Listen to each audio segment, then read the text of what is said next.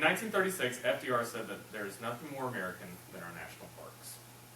In the next few minutes, I'm going to discuss with y'all about the history behind how the Park Service was created, and maybe spark some interest in how y'all can actually get out and enjoy your parks as well. I've been a park ranger for 3 years and worked at 3 national parks, and one of those was Fort Sumter National Monument, the other one was Carlsbad Caverns, and then finally here at Gulf Islands National Seashore. Today I hope to inform you all about the history behind how the National Park Service was created and the Organic Act of 1916.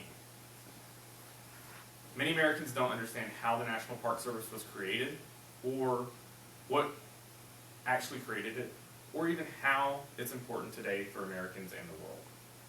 It all starts in 1872, when the Yellowstone Act was passed by Ulysses Grant to create the first national park. President Grant signed the act with the hopes that people would preserve these areas in their natural condition and not to take from the land and exploit the resources like the timber and mineral resources or even the wildlife within them. That's not the first time, though, that a president's actually been able to protect a national area. In 1861, President Lincoln created a preserved area to protect Yosemite and Hetch Hetchy Valley. And then in 1832, Andrew Jackson also created one that protected hot springs, which both of those are now national parks as well. And then in 1906, Teddy Roosevelt signed the Antiquities Act, which gave the president the capabilities of preserving national monuments. And he actually used that to create Grand Canyon National Monument, which is now also a national park. By the eve of World War I, we had 34 national parks and monuments. And there was a businessman from Chicago who wanted to make sure that there was an agency created to protect these areas. His name was Stephen Mather, and he used his influence as an outdoorsman and his experience through the Sierra Club to gain a position at the Secretary of Interior's office.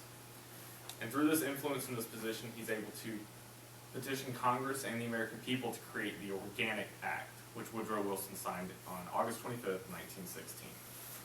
And with the Organic Act, it preserves and protects the natural resources, historic objects, and other capabilities within national parks so that everybody can enjoy them and they're preserved for the future.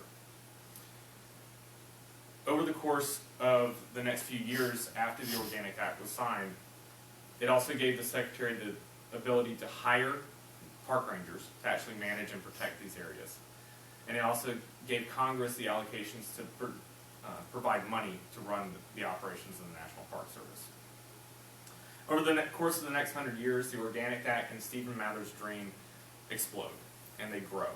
And with the Organic Act and Stephen Mather, millions of acres, national battlefields, and historic homes are protected. Other acts are also created and other laws are passed in order to actually help the National Park Service expand their scope of what they protect. Some of those are the Wilderness Act and the National Historic Preservation Act.